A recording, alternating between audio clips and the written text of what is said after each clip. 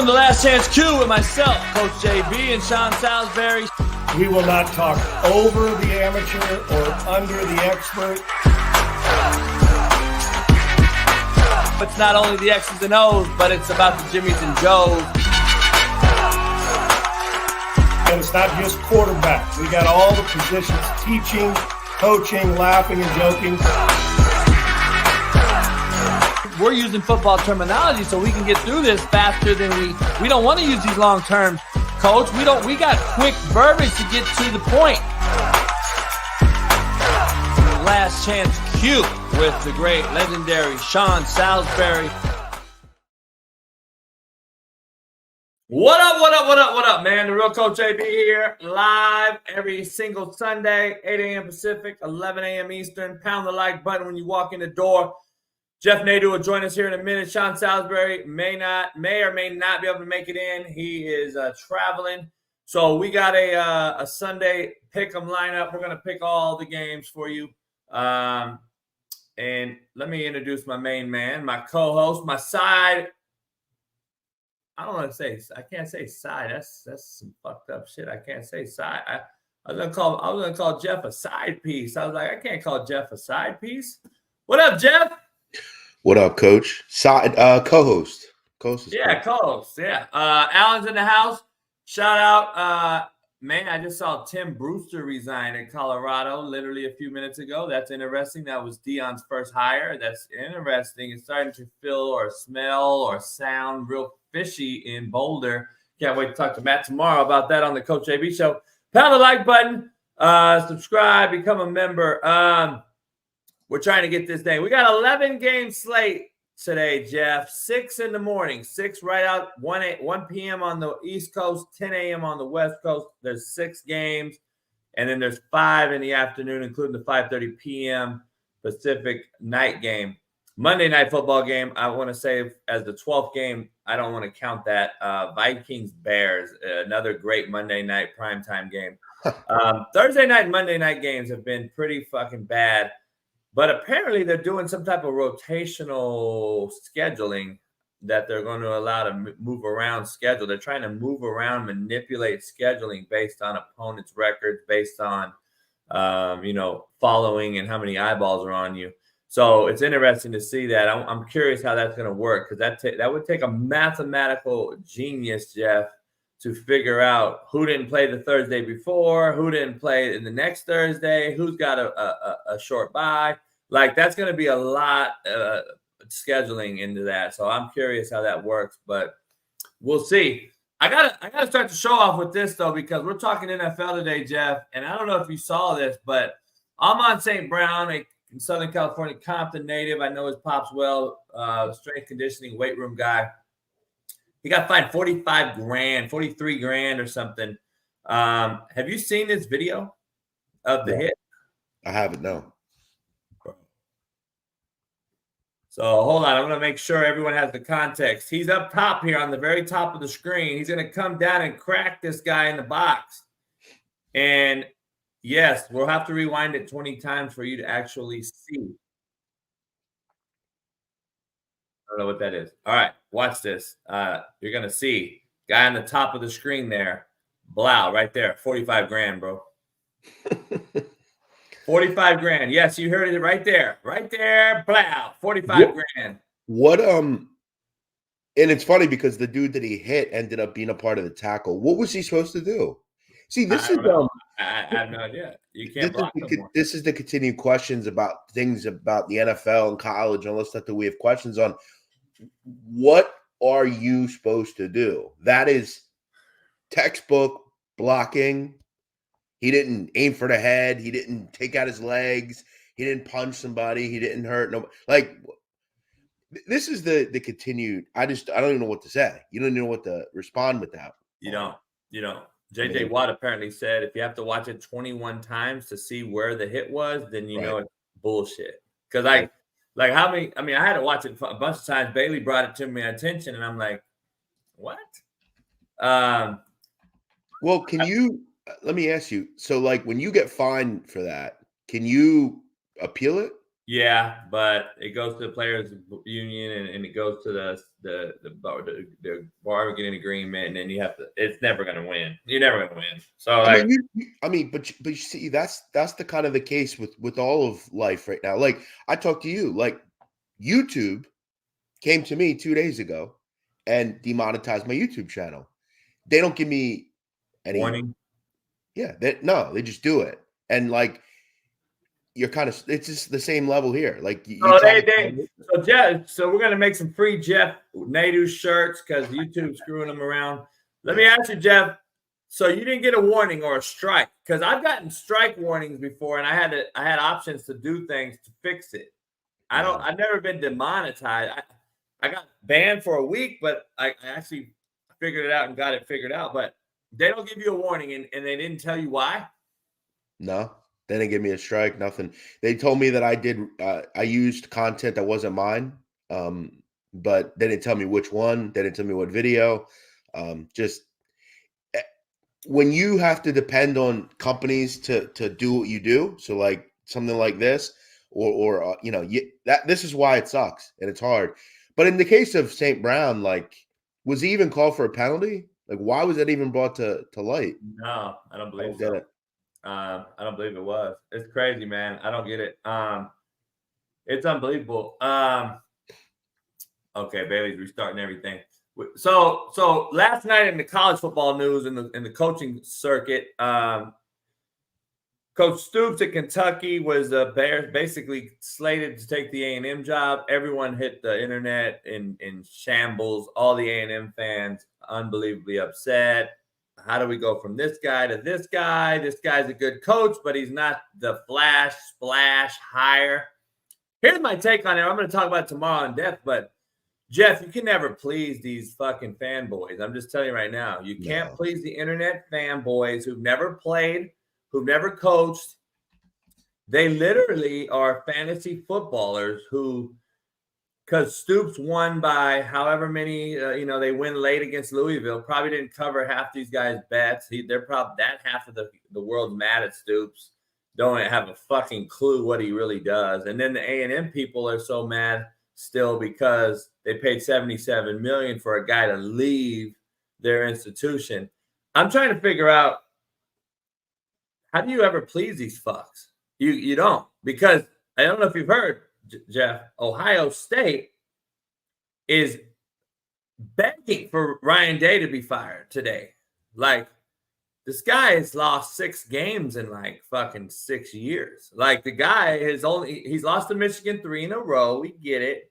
Listen, I'm not a Ryan Day guy. I think you can really truly have everyone that's coached there prior to his arrival has done basically what Ryan Day is doing, besides Urban Meyer, who whipped Michigan's ass, who won national titles, who went undefeated in year 1. They just were on a bowl ban. I think Day is pretty much on the par for course. He's done everything that every Ohio State coach has done there. They pretty much dominate everybody, and it comes down to Michigan and them at the end of the year. But you can't find those guys hanging on trees either. So it's like he's par for course, but who are you going to get to replace him? See, Ohio State fans want somebody, go get this guy, that guy. Dude, there ain't nobody out there. Stop. There ain't nobody out there. Urban's not coaching, or he would have took the Michigan State job. There's not guys out there. So these fanboys just clearly don't understand how this profession works. And it's kind of sad to see all these people in their professions, because I wish I could go into your profession at Walmart and teach you how to bag groceries, fucking shitbirds. But I can't. So I think that's the thing. Like, people kind of assume that like these big names are just going to pop up out of nowhere. And what I think we've learned over the last week or so is they're not, right? So you have to kind of look and get past all the nonsense and say, okay, what do we really have here? I will be honest. If I were an A&M fan, like a devout A&M fan, I would not be happy with Mark Stoops as the coach. I think Mark Stoops is a mediocre football coach. That said, is he a better coach than Jimbo? Yeah, probably. That said, we've talked about this, you and I, before. I think you need to go outside of the box a little bit, right? We've talked about a Signetti. We've talked about some of these coaches, maybe Jason Akando at Toledo. There's some really good coaches out there that maybe we don't give enough chance to because they haven't been at a Power 5 program. But you mentioned, I want to say something at the top. You mentioned Dion. You know, some of the people at that school are leaving. You have to wonder what about him? Why isn't A&M kind of threw under all their chips to Deion Sanders? I mean, what's he done? You really would take the risk? You're going to take that risk? HBCU goat who couldn't even win the title there. By the way, he lost 2 championship games at the HBCU level. Nobody wants to bring that up. But I've been proven kind of right in the end with him. I mean, I told you this from the beginning. This guy is not a good coach. He's a good recruiter. He's a good, come play for me, like he's a good, I don't know if he's a good recruiter, bro. I'm gonna be honest. I got people there on the staff. Here's the thing. He's a name that uses social media. And when you have a name and a following, that's half the recruiting battle right there. The other half is you have to go figure out how to get guys that you wouldn't normally get at Colorado. That makes you a good recruiter, a great recruiter, different recruiter. He's losing guys because if I was at Colorado, I'd have 3 legitimate QBs, not just my son. And that's if I was coaching my son. But it'd be a different whole approach. It's a deep dive. We're going to dive into it this week in the show, but let me I want to ask you something about coaches. Has Matt Rule taken a real step back in your eyes as far as a coach that he couldn't get that team bowl eligible? I mean, that team from a quarterback standpoint is a fucking disaster. Yeah, he inherited most of that though. Here's the thing. If you look at, let me ask you this question. If Nebraska and Colorado played right now, who wins? Wow. 2 really bad football teams, man. I would probably roll with Nebraska. I think Nebraska's gotten actually better. Colorado's actually gotten worse. If it's on a neutral field, I would say Nebraska would be a small favorite. But I mean, I'll tell you, man, the quarterback play for Nebraska is shocking. See, here's the problem, though. I think the normal fan out there that don't understand this business, like Nebraska has been almost unfixable for the last decade since they got rid of, Frank Solich and then both. Why though? I mean, you have. I have no idea. I have no idea. I don't know. You're in Lincoln, which is a shithole, but I mean, it's. I don't know, man. The tradition's there. They sell at every home game. It's unbelievable facilities. But they've had some decent defenses. I mean, that's not far from where you used to be, right? I mean, you can't go and. I mean, that's a decent recruiting area. I mean, Midwest, you got plenty of. Now, well, their recruiting area is not good. You can't win with Kansans, Iowans, and Nebraskans. You're not going to win with those kids. But here's my thing, though. Iowa does it. Well, Iowa wins on defense with atrocious offense, and still they win 9 or 10 games a year. But they're in the worst division in football, and they're going to get shellacked next week, and they don't play anybody. Like they're in the best niche in college football. They can win 9 or 10 games a year and not play anybody. Yeah, but Coach, here's my knock though. So is Nebraska. Nebraska's right there too. Yeah, but this is year 1, bro. Not Kirk Ferentz been there for 20 years. I hear you. I get it. I get the programs are at different points with the coaching, but with that group this year, you should have gotten 6 wins. You couldn't figure it out with any of the quarterbacks yet. I mean, they had 30 plus turnovers in 13 games. Bad. I just don't know how bad that fix is. Like, it has to be really, really bad. Like, it has to be really, really bad. Because Rule went into Temple and actually did a few things, but that's Temple. But still, this division's not a great division, dog. They should have beat Iowa the other night, which tells you how bad that division is. This is a 5-win team playing a 10-win team, and it comes down to the buzzer on a field goal. Like that, Nebraska should have beat a 10-win Iowa team. Real quick, before we get into NFL, would you fire PJ Fleck? They quit yesterday. Oh, I don't watch him. He's a joke and a mockery to me. He's an absolute clown. Nobody everyone I know that's coached with him is absolutely throw up in their mouths. They want to get out right away. He's a fucking joke. Well, you know who? I'm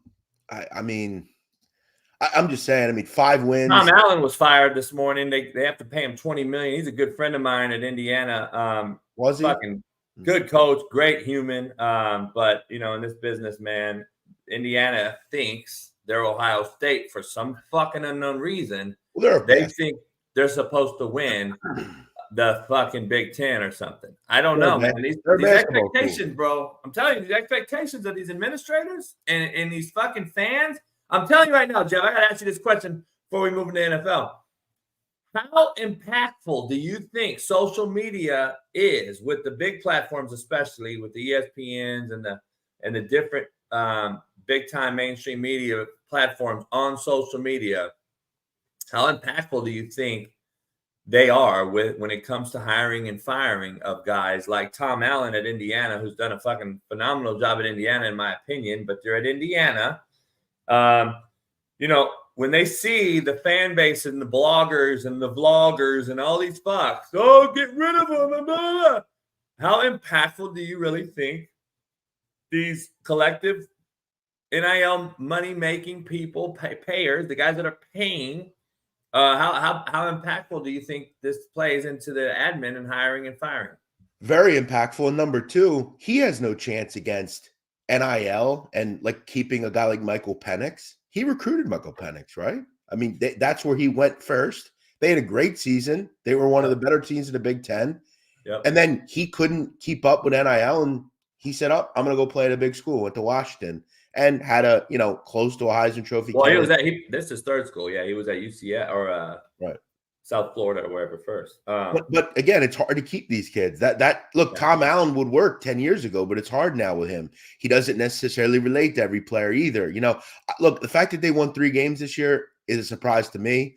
I thought this was one of the worst teams in the country. So, yeah, I don't know what they expect. Again, though, they're a basketball school. They don't put a lot into football. I don't know what they expect. By the way, Mark Stoops not leaving to go to A&M, so that was all bullshit. Just so everyone's clear, Mark Stoops is not going to Texas A&M. Larry and everybody else out there, he's staying at Kentucky. Who do you think they hire ultimately? I don't know. This is what I was going to ask you. I want to see how many, because I guarantee you there's going to be 10 to 12 major moves tomorrow. We call it Black Monday in the college football world. They call it Black Monday in the NFL world too, right, when the season ends. The firing that's going to happen, the firings that are going to happen after rivalry weekend tomorrow, I'm sure, I think PJ may be there, maybe Narduzzi at Pitt, maybe why not Mike Elko? Mike Elko, you think he's going to be fired? No. Why not go grab him? I mean, he used to be there. I mean, he was the DC. Oh, right? Where are you talking about? A&M? Yeah, go get Mike Elko from Duke. Here's the thing about it. This is why I was asking you about the social media impact. Dog, like these people, you have to have Urban Meyer. There's no Urban Myers. They're waiting on this super flashy, sexy hire. Like there's someone out there like a Pete Carroll that's going to walk through the door in his prime at USC. Those aren't walking around anymore. I'm just telling you right now. See, I was hearing rumors about Dabo Sweeney, and I wouldn't throw it out the back of out of the trash can right now. I think he still may be in the mix, especially after the Stoops thing folded or whatever. Or maybe it never happened. That might have been a great ploy by his agency on Stoops' end, getting some shit to do. Get his name out there, and Kentucky probably had to pay him some money. I would expect they paid him more money last night, and he said, all right, I'll stay. I don't think he was going, to be honest. I think that was a big ploy, and that happens a lot. People don't realize that happens a lot. So I'm trying to figure out, man, you're paying Indiana's Tom Allen $20.8 million to leave Indiana. Who are you going to find? Who are you going to find? That's what I don't understand, man. I mean, I guess you're just trying to find, maybe a younger guy more with it. But yeah, I don't get that. I think he's a guy you just keep there and see how it goes over the next year or two. I just tell me one guy you're gonna find. And then guess what? If you do find him, you're gonna have to pay him $20 million. Right. So you lost $40 million. I'm ecstatic about the Michigan game. I don't have no dog in the fight. I don't like Michigan. I don't like Ohio State. Harbaugh and I don't even get along. But I'm rooting for Harbaugh's team because I love what's going on with everyone that's so pussified and all up in arms about these signs stealing. I sure didn't see any signs still in taking effect yesterday when they ran it down Ohio State's fucking throat. I didn't see that. This is what I don't get. Like, sometimes you got to beat the better team, and that's clearly the better team this year. I don't believe that game was really close. It was close because I think the kids had to play it, and those kids are all 18 to 21-year-olds, and it was a rivalry. I don't believe the game – I don't believe the talent or the roster is even close. I think Michigan has the top 2 best rosters in college football, clearly. They got 17 draftable players, I think more than any college in the country, more than Georgia. And I think that they are clearly, I think, the best roster in football right now. I still don't know if they can win it all, though. I don't know if they can beat Georgia or even a Bama that didn't play against fucking Auburn yesterday. Holy shit, that scared me. Rivalry weekend, Jeff, I'm telling you, just bananas. Like, look at Washington should have lost. Florida State was really getting dominated up front all game by Florida and found a way to get it done. I told you, though, Washington's just like TCU last year. They find a way to win every game. They're going to be there in the end, and they'll probably struggle in the Final Four and get their asses kicked. But a couple of names that I thought we'd see, right? I thought John Smith would leave Oregon State, and I thought he'd go to Michigan State, and that's exactly where he went. Couple guys that are going to get fired tomorrow. Dave Aranda's fucking gone. See ya. He's out of Baylor. I'll already predict that. A couple of names to keep an eye on for Baylor. G.J. Kinney at Texas State. That could be a good hire for them. Bring back the glitz and glam, moving the ball. That's a good coach right there, G.J. Kinney. He knows how to coach offense.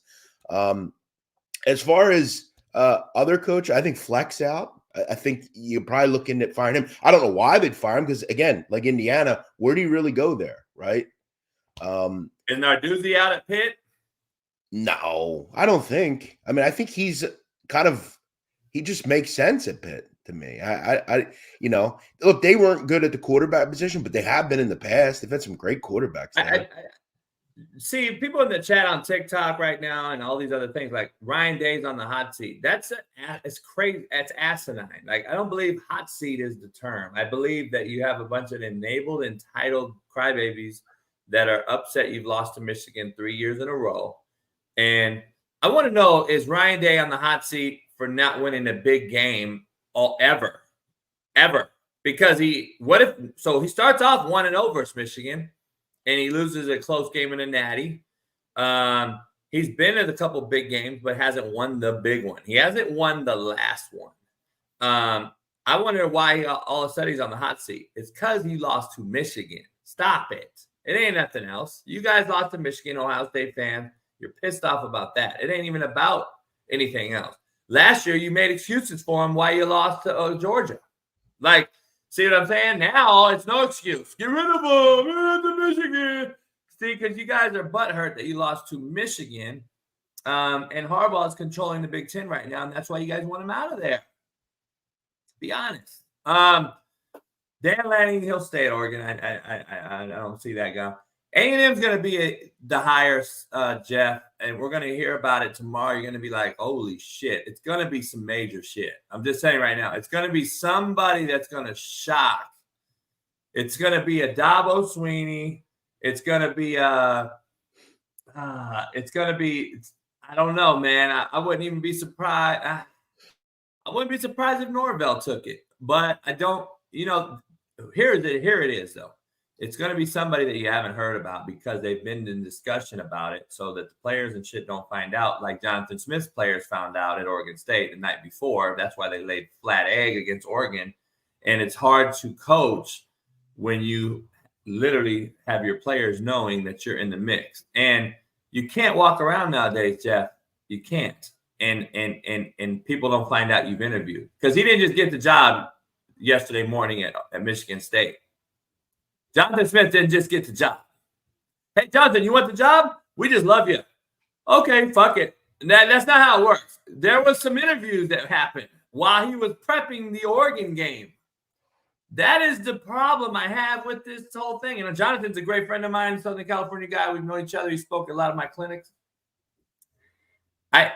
It's hard for me to do that with kids. I just don't know. But that's his alma mater. And listen, I'm not mad at him either for leaving because I tell you all the time, grown men should leave for guys that's been in the business this long.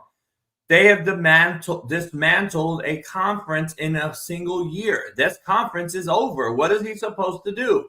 Stay in it and play Fresno, San Jose, and San Diego State every year and call them the Big Two? Like, what do you do? It's not easy. It's his alma mater. So, I don't know. We're going to break that down tomorrow, but You're there's right. going to be some interesting things. I don't know why anyone would knock him for that. I mean, that's what coaches do. I mean, you move up the ranks, right? I mean, everybody does it. That's how careers work. But see, the problem with people is the people that are knocking Jonathan Smith for doing this are people that have been in the same fucking career their whole life, haven't done shit, and you want to knock somebody. You want to knock somebody because you're a fan of a fucking team, you know? Make sure you're clear on this too. They don't know what a career is. Jonathan Smith has a career. These guys that talk shit work a job. They have a job. Like, there's a difference between a job and a fucking career. Like, half these fucks out here work jobs, and they're probably on their 30th job of their life. They went from Walmart to Target because Target was an upgrade, and they went from Target to Kohl's, and now they're they left Kohl's, and now they're at fucking JCPenney warehouse, and now they left there because they're folding, and now they're a Walmart fucking warehouse COO, and now they run the fucking forklift at Walmart, and now Amazon came knocking, and now they're at Amazon, and they're working at fucking Amazon, and now they're big shit. That motherfucker makes $22 an hour, and this is his 10th job in his life. All right, Jeff, there's 6 morning games, 5 afternoon games with the 5:30 p.m. game. Man, I've already placed some bets, Jeff. I've already placed a few bets. You know, Tank Dell's one of my players. He's on fire right now. I got to roll with Tank again because of his elusiveness. I don't think you can one-on-one match him up, and I think C.J. Stroud has a big-time they got some good camaraderie going on right now. Those two guys right now are finding each other. Nico Collins is back. I think, but I do think that and I'm just going to run through a couple thoughts before we start the games off. I do think that Jacksonville's going to get their get back today, though. I think their defense is going to put a little kibosh. I would not go with Stroud today. I think Stroud will hit the wall a little bit against this defense because of it's just too good to be true. I have that gut feeling that CJ's on fire, and I don't know if he can continue it. I think he's going to hit a good defense today that's going to say, okay, enough's enough, youngster. We're going to show you a few little things, new wrinkles, and he's going to struggle a little bit today if I would have to pick. Steelers Bengals, it's just unfortunate what's happened there in Cincy. I don't even know if you could roll in the fantasy world with a Chase. If Jamar Chase doesn't have a quarterback, I just don't know how he gets the rock. So as far as fantasy goes, for all you fantasy guys out there on TikTok and everyone else, I would stay away from Jamar Chase today. You can also say, well, the quarterback's going to only go to Jamar Chase, which I also see being a problem. And that's why he's going to have the issue he's going to have in the fantasy world today. Panthers, I would pick Thielen on the fantasy side big. I'd go with Thielen again. I think Bryce Young has figured out that's his only guy he can throw to on a horrible fucking team. The Titans are not very good. They've just gotten worse on defense in the fantasy world. I think Thielen has a big game. Bucks, Colts. On the fantasy side of things, again, the Bucks are reeling 4-6, 2-3 away. Colts 5-5, but they're 1-4 at home. On the fantasy side, Pittman could be a good get. I would stay away from Minshew at quarterback. Patriots. I don't know what that noise is. Patriots are starting Mac Jones. Jeff, they're starting Mac Jones, and the Giants' defense has actually been playing decent. They just have fucking no help at all. I would stay away from Mac. I'd stay away from this game completely in the fantasy world. The Patriots have no weapons on offense. The Giants can't get anybody the ball. They have no weapons either. Saquon, but the Patriots probably will focus on shutting him down. Jags, Texans, like I just talked about. And then Browns, Broncos, I'm staying away from both of those games fantasy-wise because both of them are playing top 3 defense in the NFL right now, and I just don't know if DTR, a rookie, is going to have any success versus the Broncos D. And then I don't see Russell Wilson continuing his high play against the Browns' #1 overall defense. So I would stay away on the fantasy world because I think those two defenses are going to eat today, and it's going to be a 13-9 type of game. So we'll see that what Jeff thinks on all that later. But I just was giving you some fantasy stuff, and we'll dive into these other games later. Eagles, Bills, etc. Let's start off, Jeff. Saints, Falcons at the 10 o'clock a.m. Pacific, 1 p.m. noon kickoff, or 1 p.m. Eastern. Saints, Falcons, a battle of the NFC South. Saints -2 in Atlanta, Mercedes-Benz Stadium. Who you got? What you like here? Ritter's back as the starting quarterback. I think it's a mistake. Falcons are atrocious on offense. I don't know what you got here. Yeah, and both these teams are atrocious. But this is for first place, I believe, in the NFC South. It shows how bad this division is. I think in the end, when we started to look at this division in, July and August, the thought was, Derek Carr was the best quarterback in this division. That offense has struggled. They've struggled in general to just win games. These teams are ugly. I don't like either group. I also don't like Dennis Allen as a favorite. I don't think he should be laying points ever. I like Atlanta here as a home dog. I think they're just a little bit more backable. No Michael Thomas for the Saints. Marshawn Lattimore's out as well. I think you lean a lot on Bijan. But then again, I think the one thing about this game that I worry about is the Saints have a damn good defense themselves. To me, this is one of those prototypical under kind of games. I thought 42.5 was too high. I like the under. I lean the Falcons just with the ability that they have maybe to run the ball a little bit more effectively. This is going to be a lot of punts to me in this game. Two pretty good defenses, one of which a really good defense in the Saints. I like the under 42.5 in this game. I think this is like a 21-17 type of game. Yeah, I'm going to have to roll.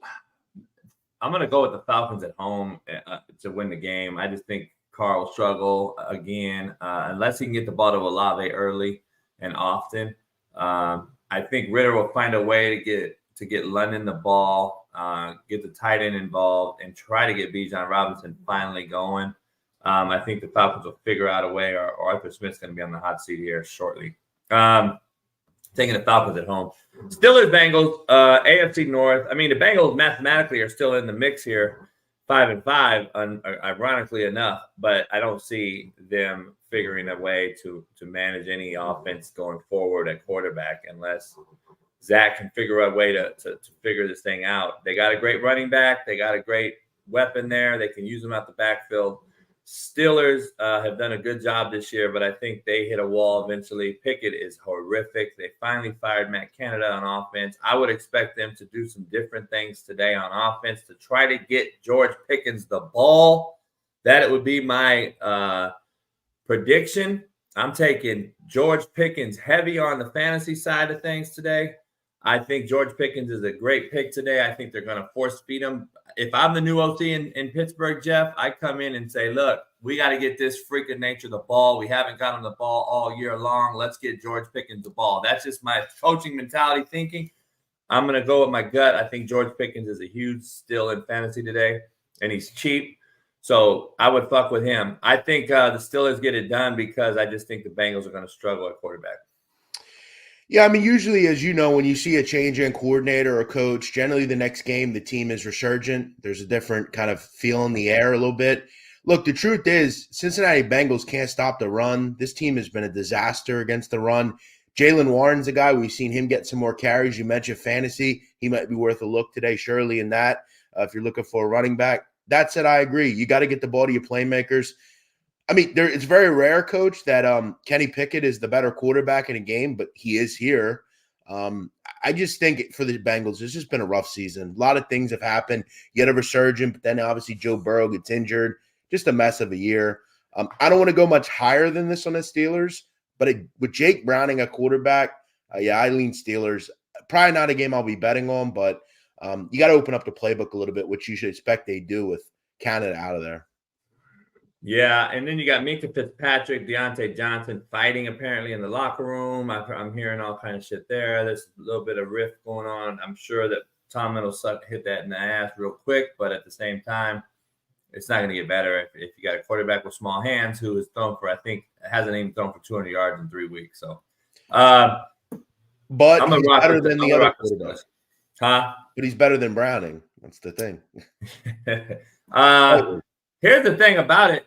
It's Thanksgiving weekend. The football games after Thanksgiving are always the worst slate in the NFL because this Thanksgiving games, there was 4 games. Think about it. So you had 4 games, and those games weren't even great, but they were better matchup games than these, but they were just shitty games. Niners and Seahawks. Seahawks didn't even show up.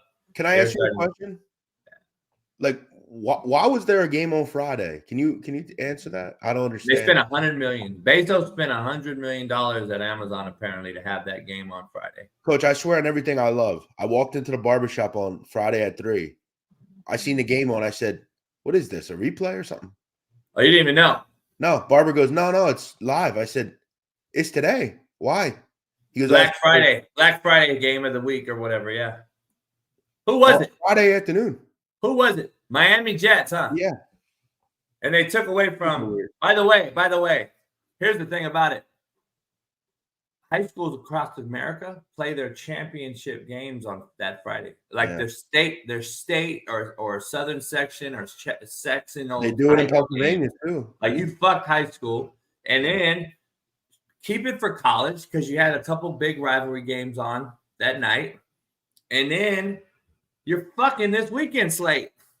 Like this weekend slate's garbage. But see, the issue that we have right now in the NFL is we see every week that in this chat, people say it. I see it all the time. This card sucks. These games suck. And they do. I mean, the problem we have in the NFL is the quarterback play sucks. Most of the team, like we want to see Joe Burrow, but he's not healthy. We want to see Aaron Rodgers, but he's not healthy. Like injuries have been really bad. The big stuff, or Justin Jefferson has been out. You know, it seems like every team has a really important bit. Matt Stafford was out for a while, which fucked everybody else on the Rams. Like it's twofold. And now you have to watch fucking, Tommy DeVito and Tim Boyle and, Jake Browning. I mean, it's a watered down shit product because of injuries, and it in turn makes these slates suck.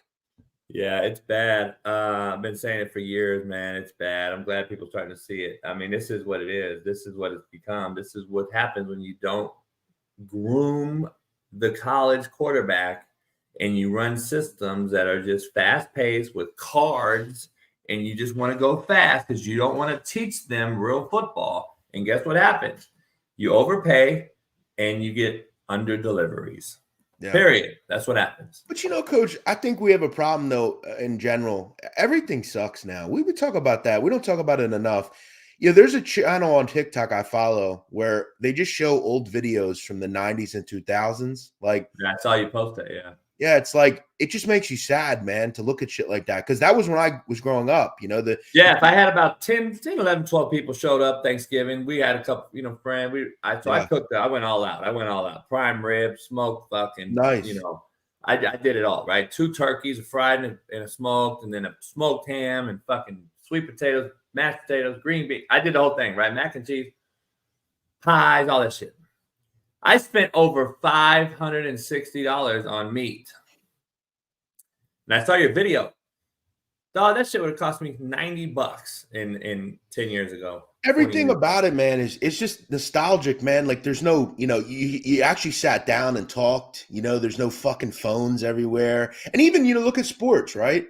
I mean, with just the NFL was great. You had rivalries, basketball, it wasn't about going to the best teams and we all play on the same team, like just everything. That is very surprising that Dana Holgorsen was fired because Tillman Fertitta came out last week and said he was good to go. That's when you got to know you're being fired, bro, in this business. Well, that's another spot. G.J. Kinney. I'm going to tell you, he'd be perfect at Houston. Kind of the Cliff Kingsbury type. He kind of makes his way up. Houston loves that high-tempoed offense. Dana's a weird cat. Dana's a different cat. I've known Dana a long time. Dana's a different cat now. He gets after his coaches. He gets after everybody. They call him, me and him are the same type of guy. So is Rich Rod in Jacksonville State right now, who has had a pretty good year as year one at that level. Here's the thing I got to say, though. I don't know what's up with Dana. You don't leave West Virginia to go to Houston. I'm sorry. You just don't do it. not professionally. So something he didn't get along with the AD, I know, at West Virginia, but he goes from a Power 5 at the time to a Group of 5 at Houston at the time, which I was like, what the fuck is he doing? No one does that. And now you're being fired at Houston because you couldn't get it figured out. Here's the thing: Houston is like to me is like a San Diego, UNLV. They're in the heart of Houston, and there is talent, amazing, unbelievably untapped talent. But there is just a lot of talent in Houston. The country recruits Houston like no other. It's one of the hotbeds. That was a rough move for them to go to the Big 12 for football. Oh man, it's big. I They don't were know. good in the American. That was a good conference for them. I know. And that's what I'm saying. They're a great Group of 5 with Tulane and UCF. That Look at conference, it though, Coach. Basketball-wise, Houston is a basketball school. They just are. And that's where I think you put most of the money. But I thought Dana was all right. I'm not a big Dana Holgerson guy. I don't think he's that good a coach. But he'll go to like some, MAC school or something. Like he'll find a job somewhere. But yeah, I'm curious. I'm curious if Rich Rod gets a shot at something right now, something bigger after what he's done there. And, he's been at Michigan. He's been at Arizona. He's been at some big-time schools. So I'm curious if Rich Rod gets a shot. West Virginia, obviously. We'll see. Rich Rod can recruit. He's an offensive guy. Another guy that's high-tempered. And well, let me ask you. Brady Hoke is out at San Diego State. Maybe they look at someone like him. He obviously has a connection to Michigan and Brady. So, that's kind of interesting, maybe. Yeah. You gotta get California dudes at some of these schools, man. To me, UNLV is a California hire. You got to hire a California guy at UNLV. You got to hire a California guy at San Diego State. Yeah, you have to have an inner city Southern California guy at USC and UCLA. And that is why Lincoln's struggling at SC. I think Chip's struggling at UCLA to get over the hump. And for that fact alone, you just don't see those cats in the big time schools chopping it up with these kids from LA and understanding where their daddies are from, their mamas are from, and understanding the landscape where they walk.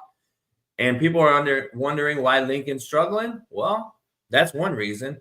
And I don't believe the defensive side is a whole other thing. But curious to see. There's going to be a lot of shakeup in the next few days, in my opinion, from all over the place, from college to the NFL. So it's going to be interesting. Panthers Titans. I just talked about it fantasy-wise. Tennessee -3.5 in Nashville. Man, this is a fucking shit bowl. I don't know what you like here. I would just take Thielen on the fantasy side and fucking hopefully they hand the ball off on the Titans side and just give Henry 30 carries. But I doubt that happens. Jeff, I'm going to go with the Titans at home. Yeah, I mean, I've tried to give the Panthers opportunities. I've given them shots. When they, moved the play calling around, they had like a game or two where they finally won a game. It's hard to get involved with this team, man. They are really bad. I think Bryce Young is a fucking disaster. They don't have much in the way of skill position players, and that's why when you play a Thielen in fantasy, it's can Bryce Young get him the football? I mean, they're a disaster at every level. That said, do I want to back Will Levis? Am I ready to do that? Am I ready to lay points with Tennessee? No, because I think you made a good point. Give the fucking ball to Henry and let him do what he does. It seems like they're kind of upset with each other down there, him and that team. I don't want to back either of these groups. If you made me bet it, I'd lean Tennessee, but I'm not really comfortable with laying points at them either. I just don't like their quarterback position. Their offensive line, that's another problem that Tennessee has. Their offensive line fucking sucks. Both these offensive lines suck. This is a shit bowl to me. Another one, rough game.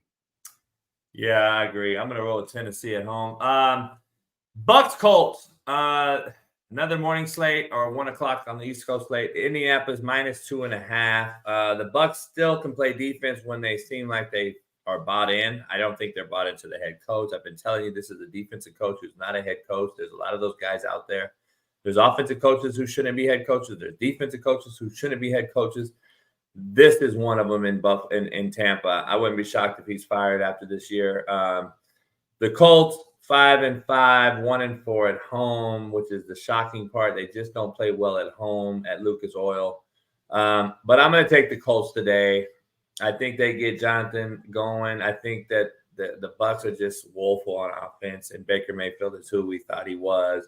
I'm going to go with the Colts at home to win this one. Yeah, I agree as well. I think the Bucs are just kind of who they are, and defensively they have a lot of guys out today. There's a bunch of kids in that secondary and on that defense that are out. Throw in the fact that, as you said, the Colts haven't been great at home, but they're the better offense here. They've actually been pretty good defensively as well. Also off a bye, I believe. I think they get off the schneid here. Anything under 3, I would lean Colts. But I got to tell you, I think this game could get a little bogged down where points are hard to come by. Anything over 44, I thought was a little high for this game. I thought this was like at most 24-20, but I don't even know if it gets to that. I could see it 23-17. I'm going to lean on the Colts here, anything under 3 and the under. But again, another very tough game. I think you lean on John Taylor, you lean on the play action with Alec Pierce and guys like that. I'm going to lean on the Colts here. Yeah, I'm the same. The next one is just the shit bowl number 2 or 3 or shit bowl 4. Now that I'm looking at it, this is the 4th shit bowl of the morning. Patriots Giants. Mac Jones getting the start. Over under 35.5 tells you how bad these two teams are on offense. New England -4.5 in East Rutherford. Fuck. I mean, flip a coin. If Mac Jones is going to get off the schneid, it would probably be this game. But at the same time, the Giants seem to play good defense versus mid teams and quarterbacks. So it's just like, fuck, I don't know. Either team, I'm looking at it, I'm like, oh, can you get this guy the ball? Can you run the football with it? No, they don't. Either team can do anything. I think this is like a 17-14 football game. I'm gonna roll with Bill Belichick, man, and say, fuck, they get their 3rd win. I'm gonna say the Patriots get it done. Yeah, you also look at all, when you kind of want to talk about, you're right. The Giants aren't terrible on defense. Not going to have Dexter Lawrence today. That's a loss. I mean, that's a big player on the middle there for them and that defensive line. They're just a complete mess at quarterback. I agree. I think under 35.5 is to play in this game. Look, could I see the Patriots getting to 20? Probably. Do I see the Giants? No, because this is one of the worst offenses in the history of the NFL. It's that simple. They're just that bad. Yeah, 20-13. That's kind of where I had it. We also would expect Bill Belichick has a little left, and he should be fine against a guy like Tommy DeVito. DeVito's just in over his head. It is what it is. I'm actually going to probably lay the 4.5 here. I think the Patriots are they find a way to win by a touchdown. I don't like Mac Jones, but this Giants team is hard, man. Yeah, I agree. I'm going to roll with the Patriots to win the game. But I like the under, 35.5 too. Yeah, damn, that's a low under too. God, I mean, but Coach, this is a preseason game. This game, that's what it is. Even a shitty offense, Colts and Bucks over under is 44.5. Like, think about it. All right, Jags Texans. Hopefully, we get a good fucking game here. Hopefully, it's a good. This is a divisional title game. I mean, this is fucking. The Texans own the Jags, man. Texans are in the playoff hunt, Jeff. Who would have thunk it? Who would have thought it? 6-4, 4-1 at home. It's in Houston, NRG. The Jags are 4-0 away. So this is very interesting. The Jags 7-3 bounced back last week after getting shellacked by the Niners. I expect the Jags to get a little bit of get back against the Texans and play some great defense, but they are in Houston. It's a pick 'em. Jacksonville -1.5. This is just telling you what, Jeff? Well, this game to me, and I hate to say this to anyone watching, but this is a very tough game to pick to me. This is a coin flip to me, a complete coin flip. I think you have two really good football teams, one group that will find a way to win. Obviously, we need someone to win. Could be a tie, but I doubt it. Trevor Lawrence, you would think they're going to get back here. They lost game 1, only put up 17 points. Doug Peterson should have a better bounce back here. He's generally good off losing the first game. It's hard to beat a team twice. However, it just seems like Houston has that that kind of magic this year with Stroud and Tank Dell. And I'll tell you what, that coach there, he's a hell of a coach as well. Who is it? Where? Houston's coach played defense there. Oh yeah, Mario. What's his name? Fucking whoever. He's a great coach. He's got that group to respond. They're good defensively. D'Amico Ryans, right? Yeah, he was with the Eagles for years. Let me ask you this: the addition of Singletary on that Houston offense has been fucking unbelievable. He ran for 150 on 30 carries week 1. Then he ran for 22 carries, I believe, last week and had another 120-yard game. Do they continue to pound that rock and open up the pass game with Singletary? And you ask yourself, you can give this guy 30 carries a game, but Buffalo couldn't? Right. Like, think about this. Like that offense is legit, man. I think the over is a good play here. I think we see kind of a duel back and forth. Two good quarterbacks, two offenses that have been fun to watch. I think when the rubber meets the road, the Jags defense will bend. I'm not a huge Houston secondary fan. I think over 47.5 looks pretty good here. And by the way, guys, Coach, you understand I have to look into 363 college basketball teams, 130 college football teams, 32 NFL teams. Sometimes I forget names. Thank you to people who reminded me. D'Amico Ryans. Yes, he's done a great job. This is a tough game to call, though. I would lean over the total, though. I think this is like a 27-24 type of game. I think it finds its way over. Tough game. Very tough game. Yeah. I agree. Jeff Levy's going to Mississippi State. I know that's going to be a big one. I'm hearing some other things. I would hope not. There's no way. I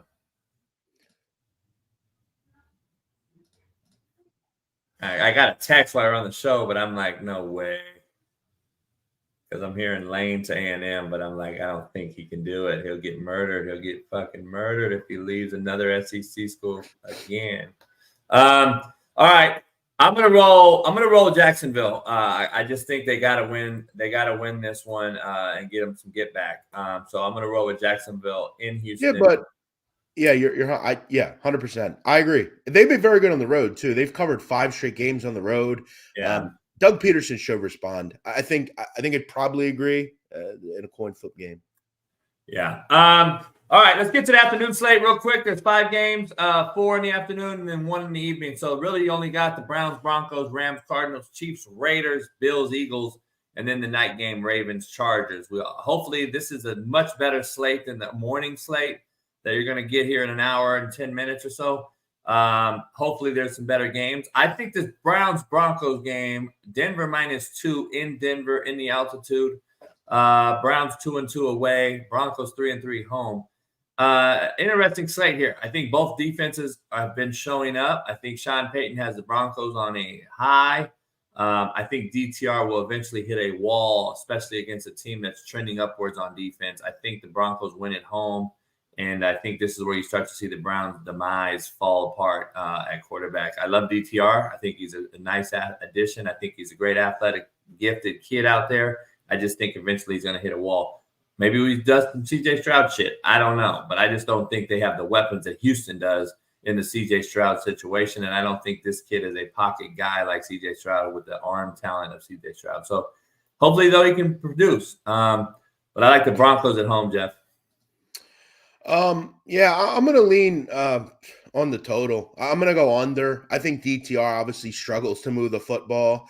We know that offense isn't great. And look, the truth is it's going to be very bitter, cold in the 30s. I don't trust Russell Wilson to beat a defense like this. I just don't. I don't think he'll move the ball. I don't think he's that effective as a quarterback. He's better, surely. But this is a good defense. That's the one thing about the Browns we have to point out. I think scoring's hard to come by in this game. I think it's a low scoring, 1st to 17 type of game wins. Again, very tough game to call. This is a rough card for me. I don't have a lot of information as far as what I like. I lean under here. I think 37.5 is a bit too high. I think this is a hard offense of game to come by. Yeah, I agree. Under 37.5, I'm going to roll with the Broncos to win. Rams Cardinals, another shit bowl. Stafford's back. Cooper Kupp's supposed to play, but in the last 3 weeks, he's had to combine 3 catches. I don't think he's healthy, man. Dr. Jesse Morris on my show just has been saying it for weeks. I think they're forcing him out there. I don't believe he can play. I really don't. I'm watching him. I don't see him playing very high level at all. I think that Stafford's back, though. I think he moves the ball around. I think the Rams get the win in Glendale, in Arizona. I think the Rams get the win. I think they're going to run the football down Arizona's throat, though. I think the running back for the Rams has been doing a really good job, Henderson or whatever, back-to-back 100-yard games. I like the Rams here in Arizona. Yeah, I think if this number was a bit higher, I'd probably look towards Arizona, if I'm getting 6 or something here, but I'm not. It's a 2.5-point number. I think the Rams are better than the Cardinals. We all know that. But I'll tell you, the Cardinals have been plucky, if you will. They hang in games. They're obviously a better offense with Kyler Murray, regardless of whether you like him or not. But with Stafford back, with a defense that's responded this year, and this number being under 3, yeah, I lean LA here. I think sometimes you just have to go with the better team, and you're not getting enough points to warrant. Like last week, I was getting 6 points with Arizona against Houston. I'm not this week. I grabbed Arizona last week. I'm not this week, though. It's only 2.5. Leading the Rams. Yeah, I mean, I didn't mean Henderson. I know they got rid of Henderson. I mean Williams, right? Williams, the guy, right? Who, for the Rams? Yeah, not Henderson. The running back has been that Kyron Williams kid who's been doing really fucking well. That's who I'm picking today on my fantasy league. I like Kyron. He's had, I think, 100. He had 130 yards last week. I like Kyron Williams, not Henderson. Chiefs Raiders in Vegas. I'm very shocked at the -9.5. That's in Vegas. Something's up there. I don't think that. I think it's a much closer game. Max Crosby was kind of doubtful. Apparently, he's going to go. Max is the Mahomes killer. He has more sacks on Mahomes than any other defensive end in the conference.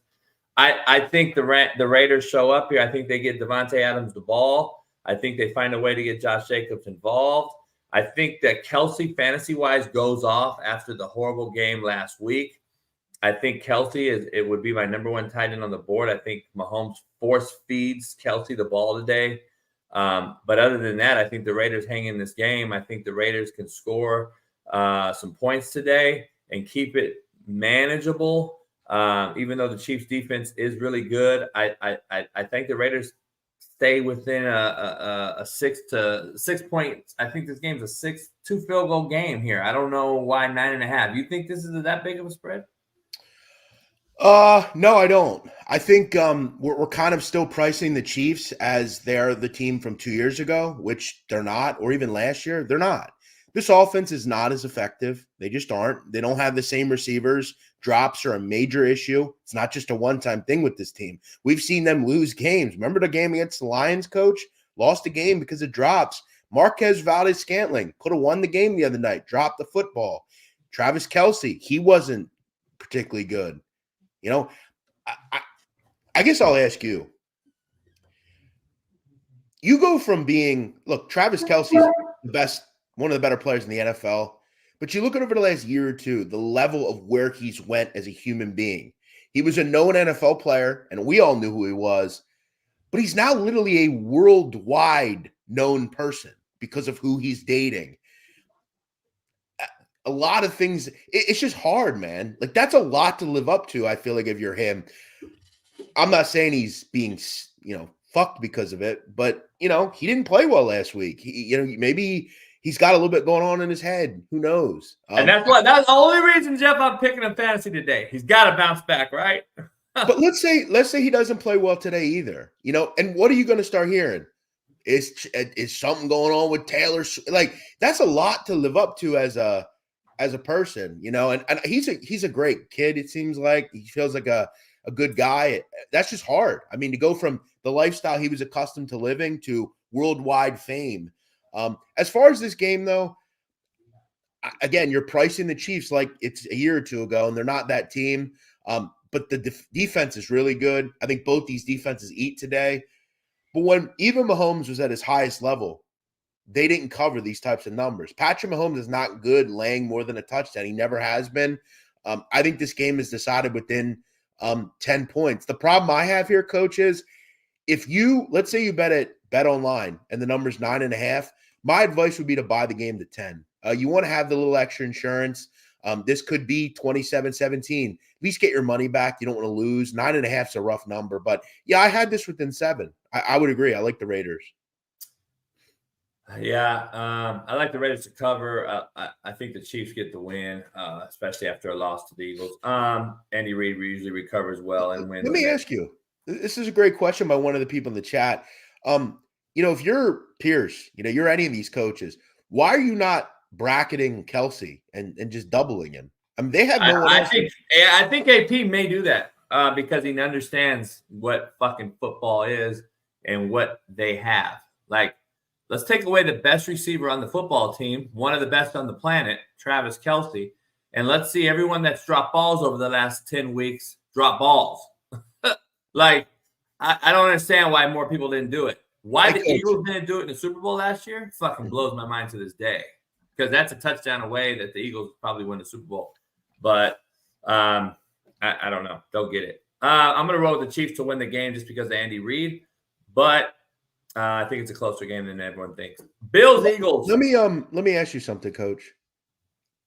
There's someone in your chat called Ron, and he's calling Travis Kelce Mr. Whatever because he promotes a vaccine. Okay.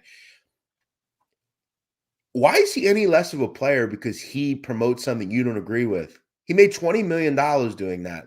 Let me ask you, Coach, if that company came to you and said, hey, Coach, we'd really like you to promote this vaccine. We think it's good for humanity. We think it's good for people. Will you promote it? Would you promote it? Me, yes. Not if I was him, I wouldn't. I'm saying if I'm him at my level. But this is the problem with America. Why? Yeah. Why is it because he promotes something you don't agree with? Yeah. He's a fucking Here's the thing. Like, for me, fucking pathetic. For me, I'm taking the money off fucking day long if it's me sitting here. Yeah, I'm doing it. And guess what? All my boys, they know the real. But I took the money.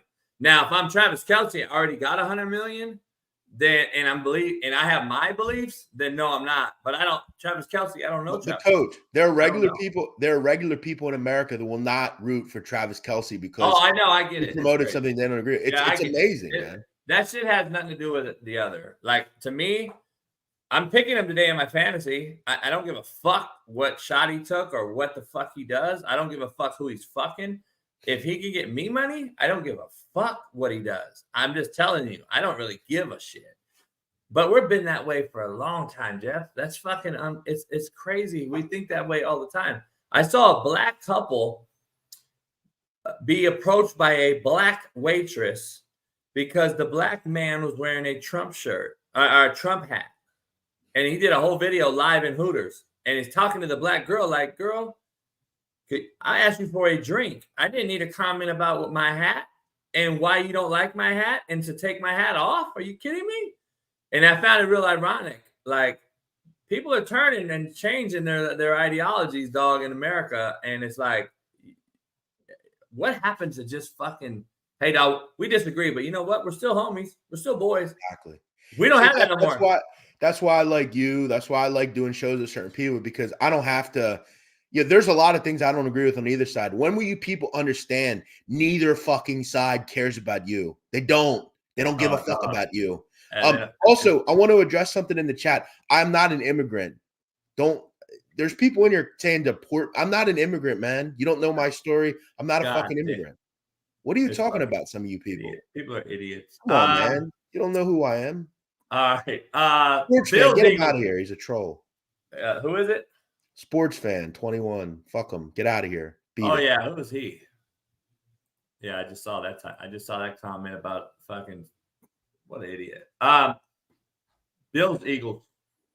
Philly -3. Are the Bills the team we saw last week? Are the Eagles on a roll in Philly? I at some point I'm like, fuck, the Eagles just continue to win games. I think Hurts is like 27-3 as a starter. I think they've held the best record in football for like 33 consecutive weeks or something. I saw a stat. They just win games. Are the Bills going to show up and have 2 games back to back where they look good, or are they going to just run into a wall today? Is the question.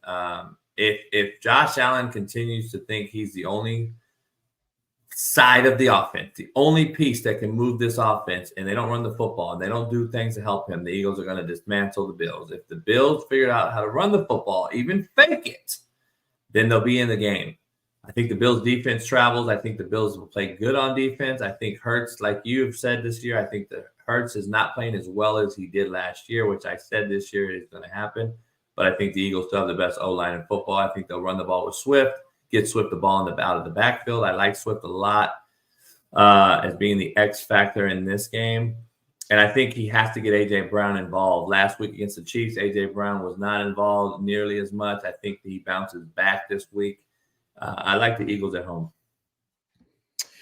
Yeah, so I disagree. This is my favorite play of the week. I'm on Buffalo here, +3. And to me, I think when you actually look at the stats, this game is pretty even, man. It just is. I know we want to talk about what's happened with Buffalo, but to be fair, that means nothing really to me here. Okay, this is another opportunity against a team who just won a huge game, short week, off Thanksgiving. This is the definition of a letdown game if you're the Eagles. Maybe you take Buffalo a little bit, smaller than you would, but they still got playmakers, man. Josh Allen is still a quarterback. I think they can move the football.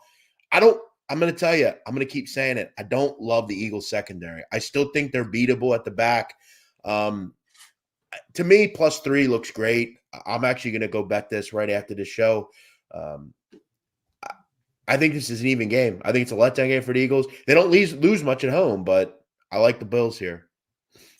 Yeah, 48.5 over under. You like that? Well, I think the thought is that, the game's going to go over by that number. It's slowly been ticking up all week. I think that bodes well for the Bills here because they're going to have to win the game in a shootout. And I think the Eagles are going to give some points up. Both these teams are great in the red zone too. They both score touchdowns. That's the key to the game. Buffalo's got to score touchdowns. Eagles have had trouble in the red zone. This game could come down to that. If you're the Bills, you find a way to kind of just bend but don't break in the red zone. That's all that's important here. You can flip a field goal or two. That's the goal. Yeah, I'm going to take the Eagles at home to get it done. I think they win probably by a field goal. Just as far as the team that wins the game, I think the Eagles are going to win. Make sure you listen to Jeff for all the lines and the picks. Last game of the night, Ravens-Chargers. Go ahead. Yeah, real quick, just want to throw this out there. This game starts at 4:30. It's going to start raining around that time in Philadelphia. So, it's cold here. It's not, it's low 40s. It's going to rain. This isn't going to be a particularly strong game you want to be at weather-wise. Yeah. Yes, as I see it here, AccuWeather calling for 50 degrees with light rain at kickoff. So we'll see. Take that into account with the QB. I don't know if it affects Josh Allen. I think he'll still get you fantasy points on the fantasy side, but with his feet, and he'll probably make some big throws, but he'll also probably turn the rock over and throw some red zone interceptions. You never know. That's Josh Allen in a nutshell. Ravens-Chargers, the evening game on NBC. Here in LA weather, cool, crisp, but clear for the most part. Do the Ravens just boat race the Chargers and Staley finally gets fired, or the Chargers going to be in this game? The Chargers just seem to be in every single game. They just get outcoached at the end, and I can't fathom for the life of me how Staley has a job in this NFL. But I can't. It's hard for me to take the Chargers anywhere, man. But I'm gonna have to roll with them at home today. I think the Ravens will struggle. I think the Chargers get the win in SoFi, and they bounce back and save Staley's job. Oh, it's hard to say that. I hope the Ravens boat race the Chargers, to be honest with you. I just don't know. Did want to mention something here. Lane Johnson now listed as questionable for the Eagles. So that would strike to me that he is not going to play. That is huge news. Huge. Because they are not the same team without Lane Johnson. That is, I'm telling you, man, get 3 in right now, man. Go bet it. Go get 3 with the Bills. That said, here's one thing we know. In fact, 2 things we know. The Baltimore Ravens are really good. They boat race teams. This is a bad defense for the LA Chargers. And what do we know about the Chargers? They're just not very good. Staley sucks. Offensively, they struggle at times. Look, Herbert's been better, but this is a great defense they're going to play. I think this goes probably how we think it's going to go. They're going to get blown the fuck out and lose by 10 or more. And Staley, we're going to be looking at and saying, and he'll be getting into arguments with reporters because he's called out about things. I don't know how they put up with this long. Complete disgrace. He's got some pictures on somebody. I'm just going to take a shot in the dark on my bet and just take the Chargers because that's going to win me the money. The Ravens are the fucking easy pick. I'm going to take the Chargers to win me some money. It hurts me to take the Chargers because they're so fucking bad. But I think the Chargers just are who they are, man. I don't. I agree. To get involved, I need more points, and we're not getting them.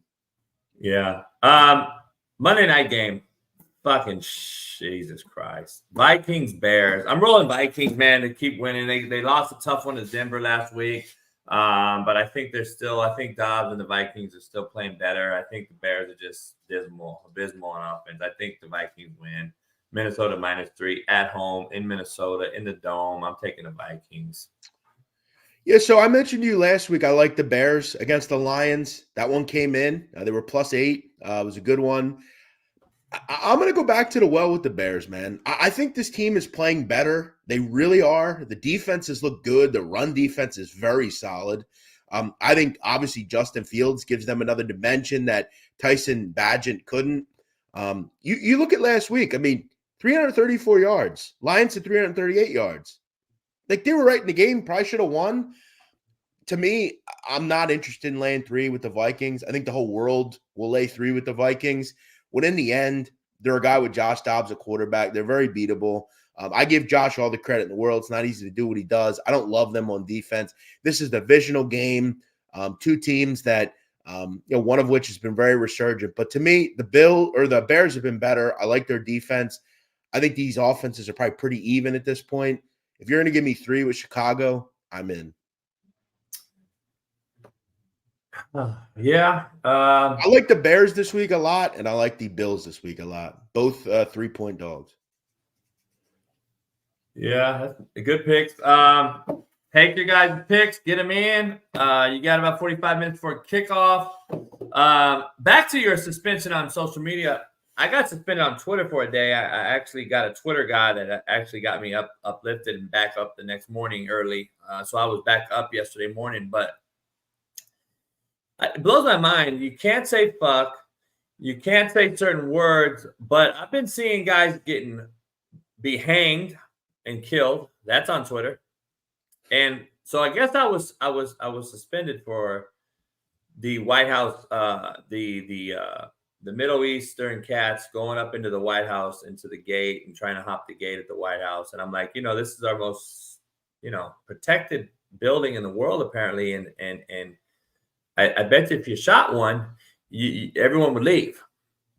But so that was like 2 weeks ago. They suspended me for a week, I was told, but then my buddy got it lifted, I guess. So I'm back up on Twitter. But I'm glad Elon allows porn, though. So I got to watch porn all weekend on Twitter. But apparently, if you show anything and say anything like that, you'll be suspended. It blows my mind, bro. I guarantee you on this channel and platform, there's worse shit out there than you posted. And they pick and choose in this algorithm, which is controlled by bots, on who gets suspended, which is the crazy part. So if people report you, you likely get suspended quicker than anyone that doesn't report you. So let me explain. Do you understand why they removed my monetization? I'm going to tell you why. On the shorts, I found a video, very old video of Henry Hill, the real Henry Hill from Goodfellas. He was on Howard Stern, right? And this mob guy calls in and threatens him. It's a very funny call. I took the call and put it on my shorts. It got 5.5 million views. That's why I was removed from monetization. So you made money on that 500 million views? Yes. I'm very little, $140. They viewed it as I broke their reuse content policy. It wasn't my content per se. Keep in mind, everybody does it. It's like throwing me in jail for speeding. I know. That's what I'm saying. So did you they should have sent you a copyright strike. You should have appealed. They didn't send me anything. They just hit me up and said, "You're fucked. No more monetization. You reuse content that wasn't yours." Now, keep in mind, my whole channel is my own content. I sit in front of a camera and I talk about mafia members and crime figures. I take TikToks that I make, original content, put them out as shorts. It's crazy radical, bro. Yeah, I don't get it. I don't get it. Hopefully they lift it. That's crazy. RG3 is such a clown. RG3 is a hard watch. Yeah, he's a weird dude. I can't wait to talk about that tomorrow. Right now, your top 4 playoff teams, since I won't have you on the show tomorrow, who's your top 4 playoff teams right now? Yeah, that's a great question. So right now it would be obviously Georgia, Michigan, Alabama, and Oregon, because I think they're going to beat Washington. But right now they haven't, so they've already lost to Washington. So so I'll go Washington right now. But yeah, you'll go Washington over Texas. Yeah, they're undefeated. And Florida State's out. See, this is such a crazy, like, this is the biggest question we have. Like, if Florida State beats Louisville, because remember, they won last night, beat Florida, so they're still alive. They beat Louisville, and they're undefeated. I mean, but let me ask you, let's say Florida State lose. Let's say Alabama lose again. Let's say Washington loses. Do you put Ohio State in? Maybe with Texas. Let's say Texas lose too. Like, if all those teams lose, you got to put Ohio State in as the 4th team. I don't know. I don't think I think the ACC is the worst of it all. So I don't. And then I'm gonna be honest. If Florida State win, I would still say you put them out. It all depends on what happens. You put them out? Yeah, I think you have to. I mean, I kind of agree. I mean, you don't have a quarterback, dude. They look so horrific on offense. Like, do I want to really pay to see Florida State get beat by 60? No, and in the end, we have to look at that stuff now and say, what is the best way? Because in the end, guys, I know we don't want to hear it, but in the end, it's about money. That's why there's 7,000 bowl games. That's why there's NFL games on Fridays, Black Friday. It's all about money. And again, we need to do what's best for that. And it sucks for Florida State, but that's just how it's going to be. Hey, I'm going to be honest. So think about it. Like, I don't know me. If Alabama were to win and beat Georgia, I don't know if I still don't put Georgia in. Like, they haven't lost in 3 years. I'm probably going to keep them in. I'm probably going to keep them in. Do you think, like, this is how much they don't give a fuck about these stupid narratives, right? Like, Florida State's undefeated. We got to put them in. No. They don't have their quarterback. We're not putting them in. If they could put LSU in the Final Four, they would. Because they want Jaden Daniels. They want Bo Nix. They want all these storylines. And that's why Oregon, I think they somehow find their way in. They're going to beat Washington, I believe. I do believe they are. Bo Nix in the Final Four, that'd be dope, man. Like, I think you have to look at that kind of stuff and say, UGA and Michigan are in, right? They're not losing, I don't think. And even if they do, you're not going to not put Georgia in. So Georgia and Michigan are in. I think the rest is questionable. We don't really know where it's going to go. Yeah, I don't know, man. It's going to be very interesting. The head coaching jobs that are open right now in college football, I know we won't get to talk about, but Boise State, Indiana, Mississippi State, New Mexico, Oregon State, San Diego State, Syracuse, Texas A&M, Houston.